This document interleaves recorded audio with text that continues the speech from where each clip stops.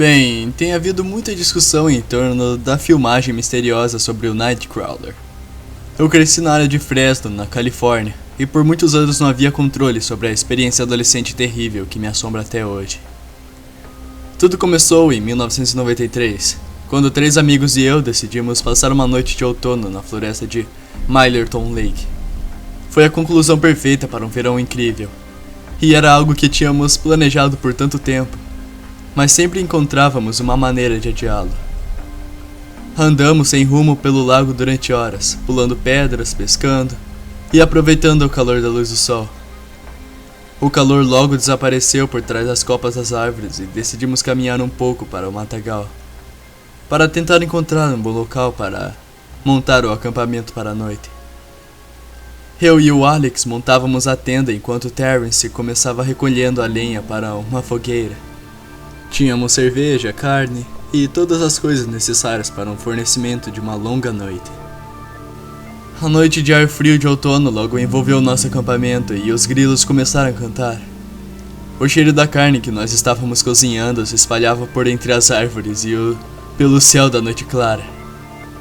À medida que a gente acabava com a última cerveja, percebemos que tínhamos subestimado a quantidade de madeira necessária para manter uma fogueira. E então eu decidi procurar por alguns troncos e galhos secos. Eu andava ao redor do acampamento, mas não conseguia encontrar nada mais substancial do que um par de galhos. Então eu decidi pegar uma lanterna e deixar a segurança da nossa tenda. E fui para fora onde a escuridão nos cercava. Tornou-se claro que a própria floresta estava me provocando a fazer uma corrida aos materiais que eu precisava.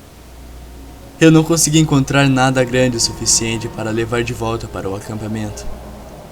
Enquanto eu andava naquela escuridão, eu ouvi uma rajada de ar atrás de mim. Eu me virei e vi as folhas no chão da floresta girando no feixe da minha lanterna. Talvez fosse um pequeno vento em forma de espiral. Mas quando eu comparei a distância minha à do acampamento, eu percebi que não era bem assim. Eu não tinha andado mais de 200 metros e, ainda assim, não pude ver nenhum brilho de fogo. Comecei a me sentir extremamente desconfortável com a situação de que eu, de alguma forma, havia caminhado mais longe da área do acampamento do que eu imaginava, e que agora estava perdido nessa floresta sinistra. Ainda mais, sozinho. Eu consegui me recompor e comecei a refazer meus passos. Os passos de todas as direções eram desconfortantes. No entanto, eu podia ver as impressões na terra de onde eu tinha andado anteriormente.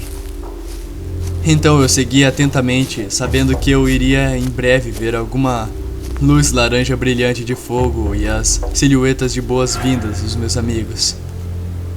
Quanto mais eu andava, mais eu comecei a sentir que as coisas não estavam bem.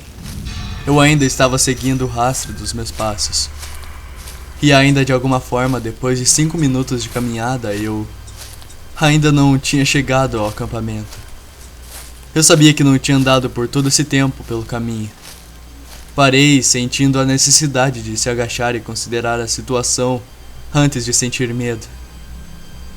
Olhei em volta e comecei a notar que as árvores ao redor pareciam estranhamente diferentes e fracas, quase como se estivessem em volta de uma névoa escura. Essa não era uma névoa física, mas sim algo sinistro que, de alguma forma, camuflava a floresta da escuridão. Ainda não foi apenas a escuridão da noite, mas, além disso, podia senti-la. Me levantei e a lógica prevaleceu enquanto eu caminhava ao longo do longo caminho seguindo meus passos. De longe eu podia ver algo familiar. Imediatamente eu comecei a correr e, quando cheguei mais perto, eu percebi que era o acampamento. Mas não havia fogo. O acampamento estava completamente frio e vazio. Parecia estranho que o fogo havia se apagado tão rapidamente. Eu finalmente cheguei à tenda e aquela sensação desconfortável que eu tinha conseguido suprimir rapidamente aquela vez reapareceu, e assim que eu percebi, meus amigos não estavam lá. Eu chamei os nomes deles e liguei minha lanterna, mas eu não ouvi nenhuma resposta. Neste momento, tudo o que parecia compostura em mim desapareceu. Eu percebi que eles poderiam ter simplesmente se afastado para tentar me encontrar, mas, de alguma forma, eu sabia que não era esse o caso. Eu decidi que a única coisa a fazer era tentar refazer o fogo com qualquer tipo de combustível que eu pudesse encontrar. Mas não importava o que eu fazia, a chama não aparecia do meu isqueiro. Como se ela também quisesse se esconder dessa escuridão esmagadora. Eu me sentei de novo com as mãos na cabeça, tentando achar alguma explicação a respeito dos eventos ocorridos até agora. Comecei a sentir a escuridão circundante mais perto de mim, como se a ausência de fogo retirasse algum campo de força protetora ao redor do acampamento. Então eu me lembrei de que eu estava sendo confrontado com um som terrível. Este som só podia ser descrito como um zumbido estranho, quase igual a uma sirene, mas completamente anormal e diferente de tudo que eu já ouvi. Calafrios percorriam a minha espinha enquanto eu tentava determinar a origem deste som assustador. Ele parecia percorrer ao longo dos troncos das árvores em todas as direções. A brisa que tinha estado sempre presente ao longo da noite parecia recuar quase instantaneamente em silêncio.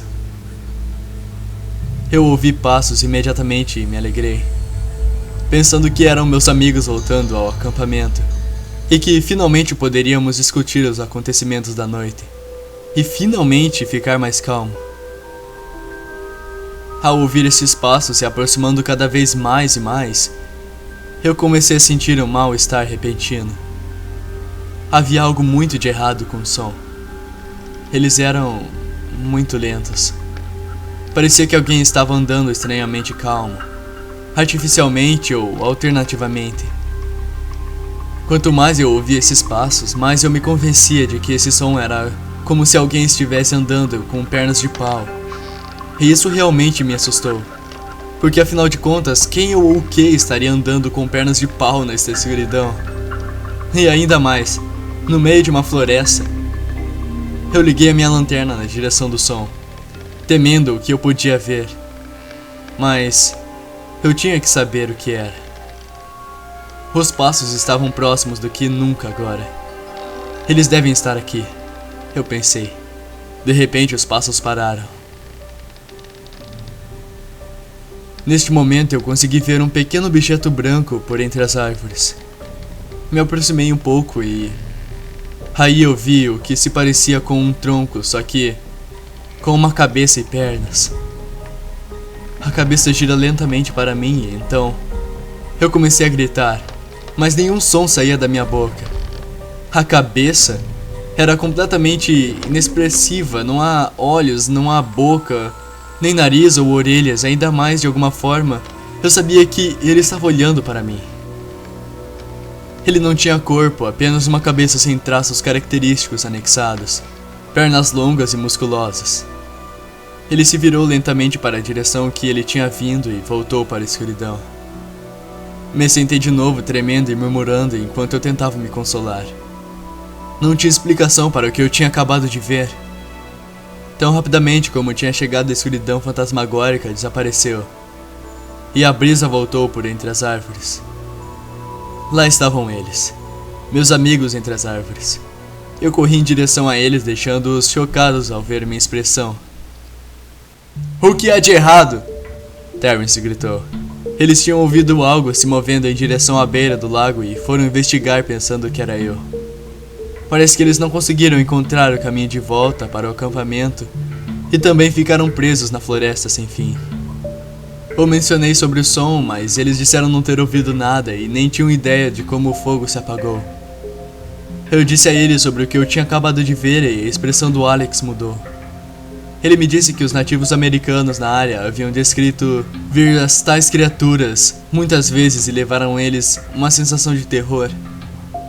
Fomos para o campo e notei que todos os nossos relógios tinham parado de funcionar. Portanto, não tinha ideia do tempo em que esses eventos ocorreram. Não consegui fechar os olhos naquela noite. Saímos à pressa ao amanhecer. Durante anos eu me perguntava o que essas criaturas eram e por que aquela única sentiu a necessidade de se mostrar no nosso acampamento. Tudo que eu sabia era sobre a lenda indígena americana e o medo que ficou comigo desde aquela noite. Parece que agora há provas em vídeo dessas criaturas se aventurando floresta fora.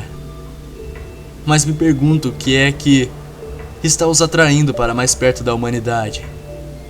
E o que é que eles podem estar planejando? Neste meio tempo, nós nunca saberemos.